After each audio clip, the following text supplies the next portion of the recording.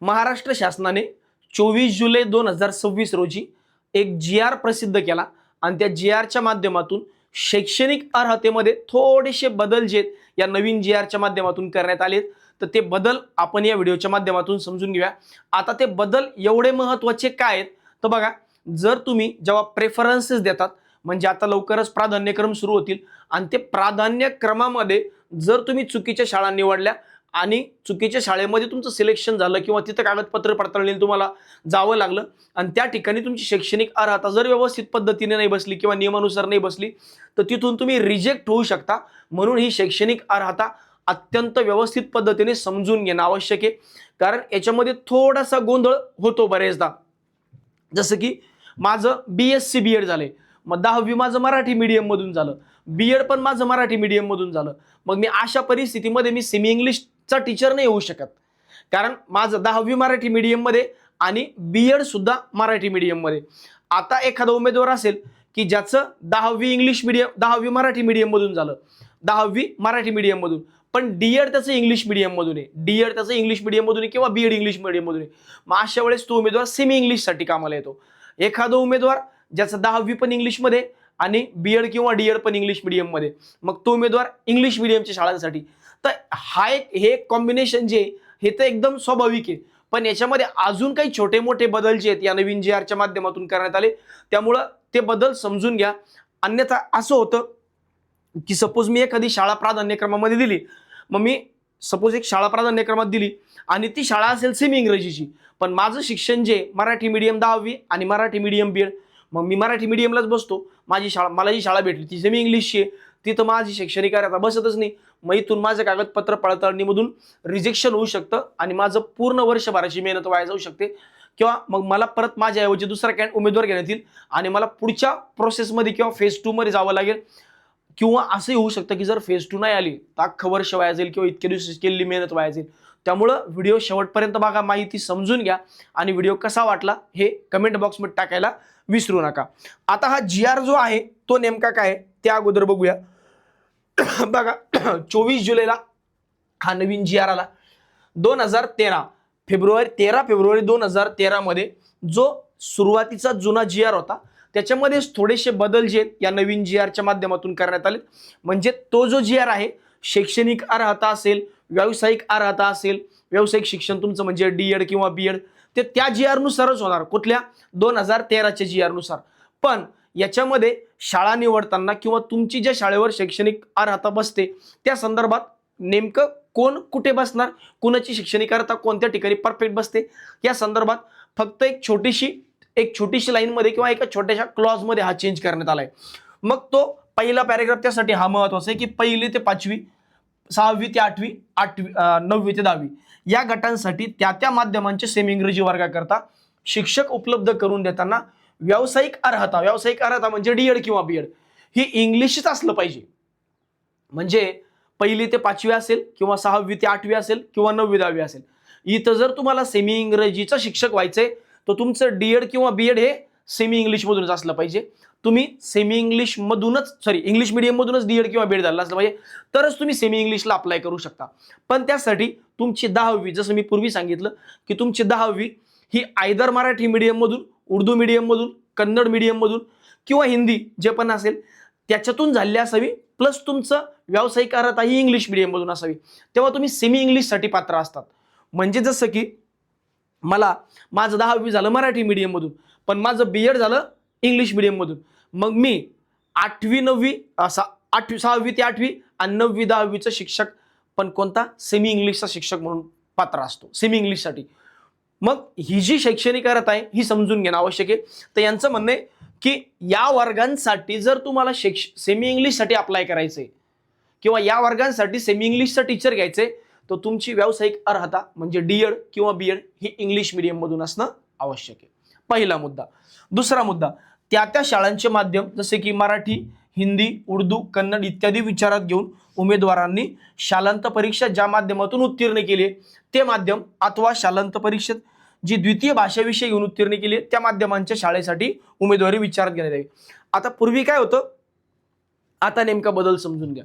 आता पूर्वी काय होतं, जसं मराठी मीडियम मधून 10वी आणि इंग्लिश मीडियममधून बी एड, तर सेमी इंग्लिशसाठी एलिजिबल आहे. पण आता त्यांनी काय सांगितलं की समजा सेमी इंग्लिश शाळा, पण कोणती शाळा? मराठी मीडियमची शाळा, पण जिच्यामध्ये सेमी इंग्लिश पण आहे. इथं पण गोंधळ आहे बरं का. शाळा मराठी मीडियमची आहे, पण शिकवताना आपण सेमी इंग्लिश शिकवतो, म्हणजे तिला मराठी मीडियमचीच मान्यता भेटली, पण शिकवताना तिथं सेमी इंग्लिश शिकवण्यात येतं. मग अशा ठिकाणी तुमची पहिली भाषा किंवा दुसरी भाषा मराठी असावी आणि तुमचं डीएड किंवा बीएड हे इंग्लिश मीडियममधून झालं असावं. म्हणजे फक्त पहिली भाषा हीच विचारात घेतली जायची. आता त्यांचं म्हणणं आहे द्वितीय भाषा सुद्धा तुमची विचारात घेतली जाऊ शकते किंवा विचारात घेतली जावी. म्हणजे फॉर एक्झाम्पल माझं पहिली भाषा मराठी आहे आणि दुसरी भाषा हिंदी आहे, तर मी दुसरी भाषा घेऊन सुद्धा सेमी इंग्लिश मध्ये जाऊ शकतो, दुसरी भाषा घेऊन सुद्धा सेमी इंग्लिश मध्ये जाऊ शकतो. पण परत तोच नियम आहे की सेमी इंग्लिश मध्ये जाण्यासाठी डीएड किंवा बीएड हे इंग्लिश मीडियम मधून असणं आवश्यक आहे. आता पुढे वाचूया त्यांचं म्हणणं काय. 1ली ते 5वी या गटासाठी सेमी इंग्रजी विषयांकरता व्यावसायिक अर्हता इंग्रजी माध्यमातून पूर्ण करण्याची अर्हता निश्चित करण्यात आली आहे. म्हणजे काय, 1ली पासून 5वी पर्यंतचा सेमी इंग्लिशचा टीचर होण्यासाठी व्यावसायिक अर्हता इंग्रजी आहेच. तसं मी अगोदर सांगितलं डीएड इंग्लिशमध्ये असलं पाहिजे, इंग्रजी आहे. त्या सामाजिक प्रवर्गासाठी असे उमेदवार उपलब्ध न झाल्यास, आता 1ली ते 5वी साठी, फक्त कुठल्या वर्गासाठी? 1ली ते 5वी वर्गासाठी.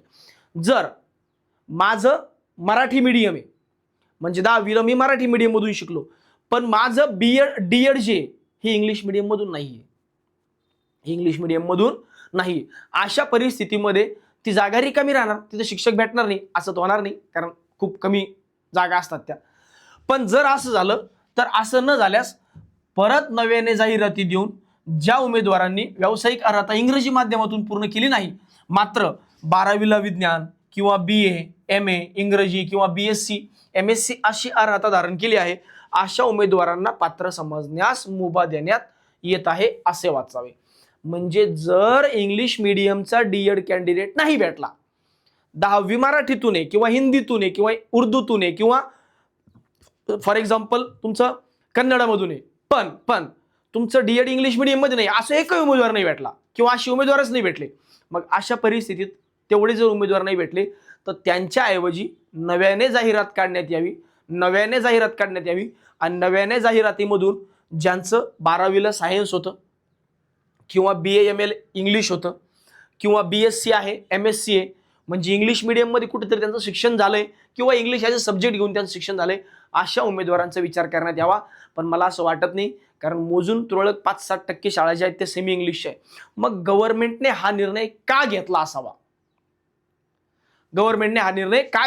याच्या मागचं लॉंग टर्म विजन बऱ्याच जणांना माहित नाही. कारण गव्हर्नमेंटला माहिती आहे की हळूहळू ज्या शाळा आहेत त्या मराठी मीडियमच्या शाळा हळूहळू आता सेमी इंग्लिशकडे कन्वर्ट होत चालल्यात. मराठी मीडियम मधल्या विद्यार्थ्यांचा टक्का हा घसरत चाललाय, सेमी इंग्लिशकडे चाललाय. मग अशा परिस्थितीमध्ये ते उमेदवार आतापासून तयार करण्याचं काम जे, हे मला असं वाटतं कुठेतरी या GRच्या माध्यमातून हे गव्हर्नमेंटचं लॉंग टर्म विजन असावं की आज जी शाळा मराठी मीडियम मध्ये, उद्या जर ती शाळा सेमी इंग्लिशमध्ये आली किंवा सेमी इंग्लिशमध्ये आली, तर त्या शैक्षणिक पात्राचं तेवढ्या कम्पॅटेबिलिटीचा, तेवढ्या ॲबिलिटीचा तो उमेदवार असला पाहिजे की त्याला ती गोष्ट ॲडजस्ट करून घेता यावी किंवा त्याचं उद्या समायोजन करता यावं. मला असं वाटतं हे लॉंग टर्म व्हिजन जे गव्हर्नमेंट घेऊन चाललंय, म्हणून या शैक्षणिक अर्हतेमध्ये जे तो बदल करण्यात आलाय. तर आता मला असं वाटतं या GR बद्दल एकदम क्रिस्टल क्लिअर तुम्हाला कळलं असेल की महत्त्वाची गोष्ट काय होती, की 1ली ते 5वी मध्ये किंवा 6वी ते 8वी मध्ये किंवा 9वी 10वी मध्ये जर तुम्हाला सेमी इंग्रजीचा टीचर व्हायचा असेल तर तुमचं 10वी जे हे मराठी मीडियम मधून किंवा उर्दू मधून किंवा तुमचं हिंदी मधून किंवा कन्नड मधून असावं. पण सोबत डीएड किंवा बीएड म्हणजे व्यावसायिक अर्हता ही इंग्लिश मीडियम मधून असावी. जर व्यावसायिक अर्हतेचा इंग्लिश उमेदवार नाही भेटला, उद्या जर तसा उमेदवार नाही भेटला, तर मग काय करावं, जाहिरात पुन्हा येईल आणि त्या पुन्हा येणाऱ्या जाहिरातीतून तुम्हाला 12वी सायन्स झाला किंवा BA MA इंग्लिशमधून असलेला किंवा BSc MSc असलेला उमेदवार जो आहे याचा विचार करण्यात यावा, असं यांचं म्हणणं आहे. तर हा GR फार काही अवघड नव्हता, चिल्लर GR होता. पण काय होतं, GR मधली भाषा थोडीशी किचकट वापरलेली असते, त्यामुळे तो समजायला थोडासा जड जातो. अशाच प्रकारच्या नवनवीन व्हिडिओसाठी आपल्या चॅनलला नक्की सबस्क्राईब करून ठेवा. धन्यवाद.